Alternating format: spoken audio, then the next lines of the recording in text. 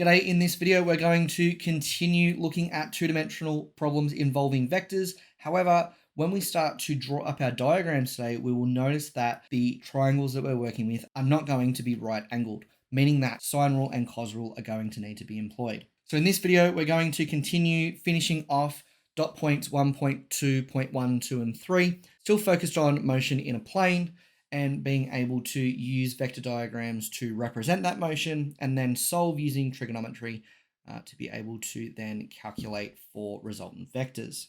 So our learning intention today is to continue to apply those skills in two-dimensional vector analysis, but today specifically, again, those problems are going to be for non-right angled trigonometry. So quick recap. When we're looking at sine rule or the law of sines, essentially we have angle and side pairs where the angle is paired up with the opposite side.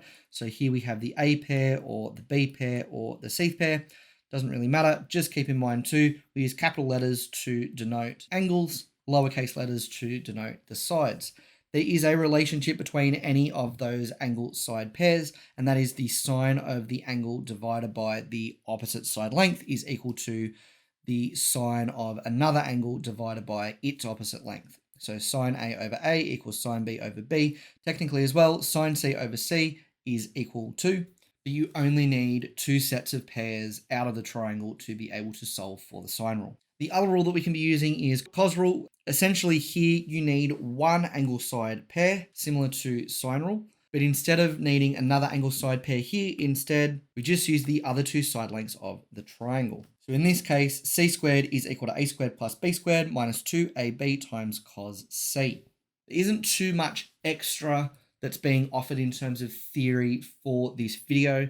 So we're just going to get straight into a practice question because what we're looking at is combining a bunch of different separate ideas that we've been learning across the term.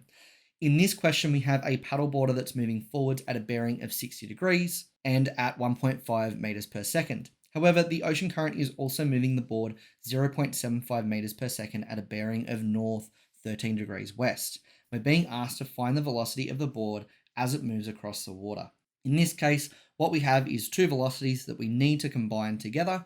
These velocities will not form a right-angled triangle when we try to draw up the resultant, which is where the application of non-right-angled trig is going to come in. So to solve this problem, what I'll be doing first is drawing out a full diagram of what's being described in the question. You'll also note that as I start to draw up the diagram, I'll be drawing vertical lines at the tails of both vectors. And this will represent our north-south line and enable us to see where those bearings actually are. Those lines will also be important when we undertake some angle analysis a little bit later, when we're trying to find unknown angles within the triangle that we make.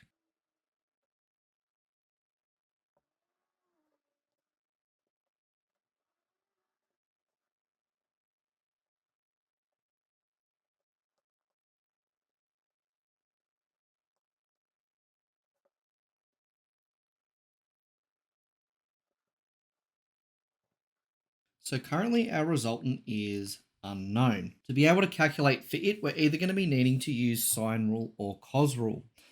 Currently we have two side lengths, meaning that if we can find one of our angles inside the triangle, we have enough information to then use cos rule to solve for our longest side here, our resultant.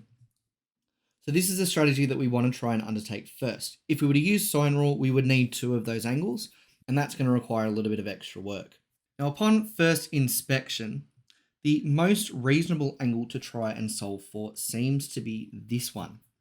And the reason is that I can recognize here that there are two parallel lines and a transverse that exists in the diagram. So the two parallel lines are our north-south line that I drew right at the beginning, and the transverse is the first vector that intersects between the two of them. What this means is we can start employing some of our parallel line angle rules that we should be familiar with from years 9 and 10. Here I can recognize my first angle as well as my second angle that is both on the inside of these parallel lines. It makes that C kind of shape. Hopefully we're recognizing that we have a set of co-interior angles. And that's what I'm going to be calculating for first. I'm going to be labeling this angle here as X. Now, according to the rules that exist around co-interior angles, we know that 180 degrees is equal to the sum of the two angles bound inside the parallel line. So in other words, 60 plus angle x. Now we can rearrange and solve and find that x is equal to 180 minus 60, which is equal to 120 degrees. This value is quite useful to us because we can combine x and our angle that is 13 degrees. I'm going to call this red one C. And once we have that angle by combining those two together, we actually have all the information required to use cos rule. So cos rule is c square is equal to a square plus b square minus 2ab cos c. And once we calculate angle C here, which is this one, that's going to mean that we have C as well as two other sides, neither of which are opposite to angle C. Therefore, we will also have side length A and side length B, leaving us with C remaining. And that's exactly what we're going to do here. So to calculate for angle C, all we need to do is add together our 13 degrees and our 120 degrees. And that comes to 133 degrees in total. And then to solve for C, we can start to substitute in. So C square is equal to 1.5 square plus 0.75 square. And then we can subtract 2 times 1.5 times 0.75 and multiply that as well by cos C, which is going to be cos of 133. Note as well that in this step, we can also just remove the square on the left-hand side and add a square root onto the right-hand side. When we put that in our calculator, we should get a value that is approximately 2.08. And because this is a velocity vector, the units here are going to be meters per second.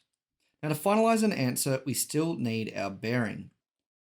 That's the last thing that we need to do for this question. And to do that, we'll need to look a little bit closer at this part of the diagram. So what we know at the moment is that from north to our first vector is 60 degrees.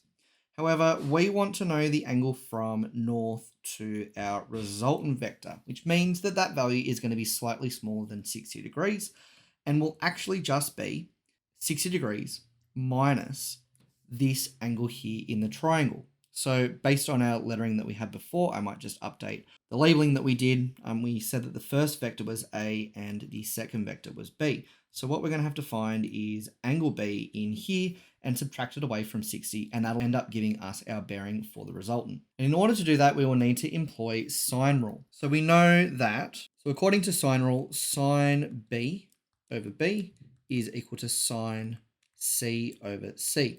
And we have enough information to be able to do this. We have angle C and side length C. We have side length B. The only thing that we don't know and what we need to solve for is angle B.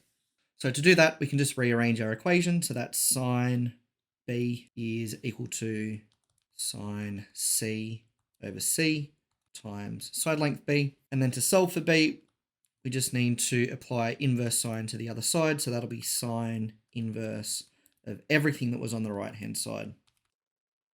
When we substitute, now that we've solved, that's going to be sine inverse of sine 133 over our side length, which is 2.08, times side length B, which is 0.75. And that should give us an angle which is approximately 15 degrees. With the information that we have there, our bearing can be calculated to be 60 degrees minus 15, which is 45 degrees. And thus to report our final answer, which if we go back to the beginning of our question is meant to be the velocity of the board, we can report that as 2.08 meters per second at a bearing of 45 degrees true. As you can see, these kind of questions take a little bit more involved mathematics and geometric applications. However, with a little bit of practice, I'm sure that we can get through these questions quite accurately and quite quickly. Thank you very much, everyone. In the next video, we're going to continue to look at applying our knowledge of two-dimensional problems, However, we're going to introduce the concept of frames of reference. We looked at that a couple of weeks ago, and that was comparing velocities between, say, two moving objects. So a little bit more complicated, but once we start getting through some of these practice questions, it should be pretty straightforward. I'll see you in the next one.